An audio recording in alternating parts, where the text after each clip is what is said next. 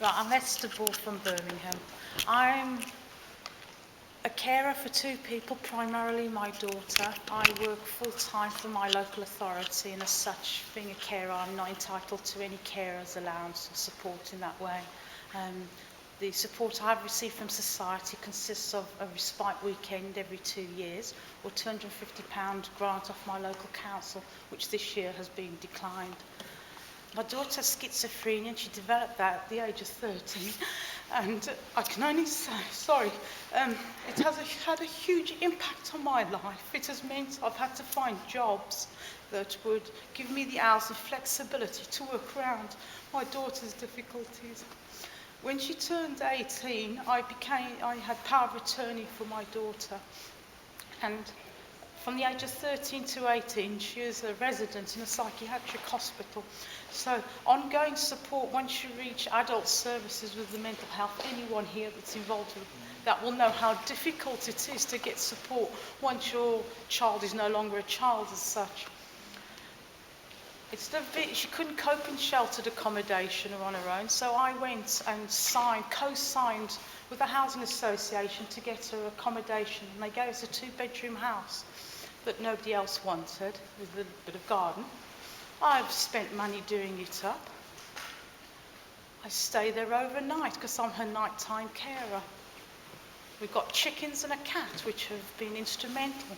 I've heard people mention their animals, and I am a great believer that these animals have sort of been one of the few comforts that my daughter can have when she's unwell. When she goes unwell, sometimes for months at an end, sometimes for years at an end, but you don't get any benefits, but so that she will get well and somewhere to go, I have made it my business as a mother to continue to support. I pay the bills. I have to pay her share of the bills as well as, I've always paid 50% because I'm a co-signee on the tenancy. Everything was fine. I was happy to do that. I'm subsidising the state because while she's ill, I'm providing free care. I don't receive a penny for it. And the question really that I'd like to sort of bring before the UN is, what is happening to the covenant this government made for carers, care in the community, that they heralded it years ago? We will support the carers. We don't want people in the institutions. We want them in the community. And yet we are doing our family obligations and our community obligations by caring for members of our family, yet the big cosh is coming. David Cameron said in Parliament, carers don't pay bedroom tax. What a liar he is. I can assure you, he is a liar. My daughter has a spare bedroom because obviously I'm not entitled to one.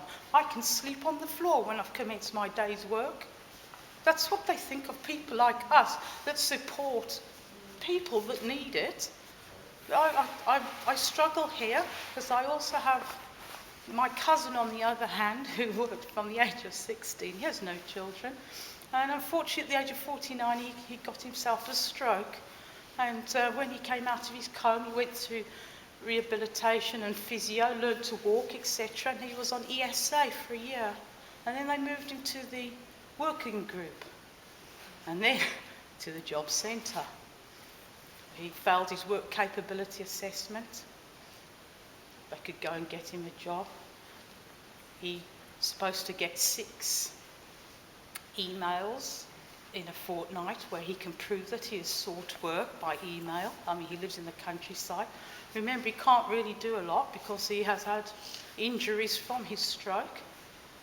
He did 4 emails one week and 2 the next, and he got sanctioned.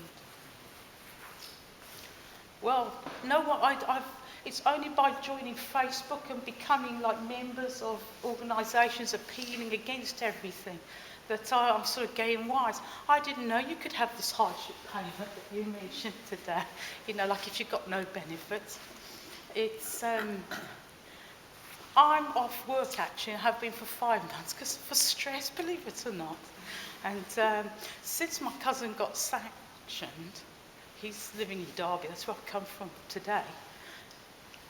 He had another stroke this week that's just gone. and he's actually in Derby Hospital as I stand here.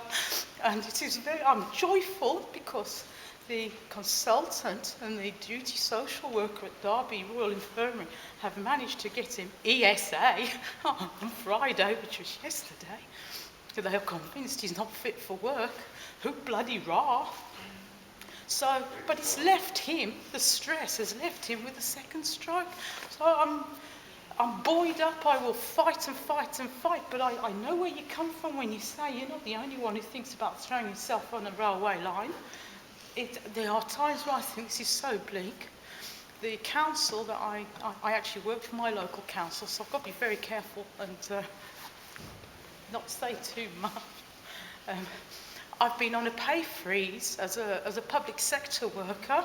I am very poorly paid, and they've said to my daughter, you know, you've got DLA, so we can't get discretionary housing payment. Go and ask your mother.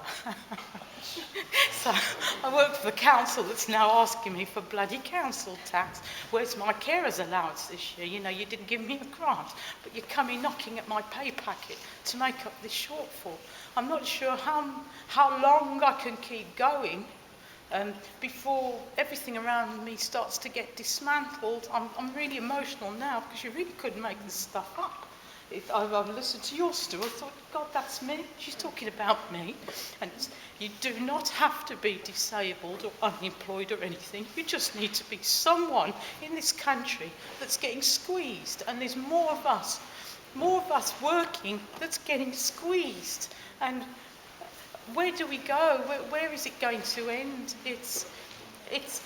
I don't know how many people like me, but I'm telling you now, there are tens of thousands of us doing free care, getting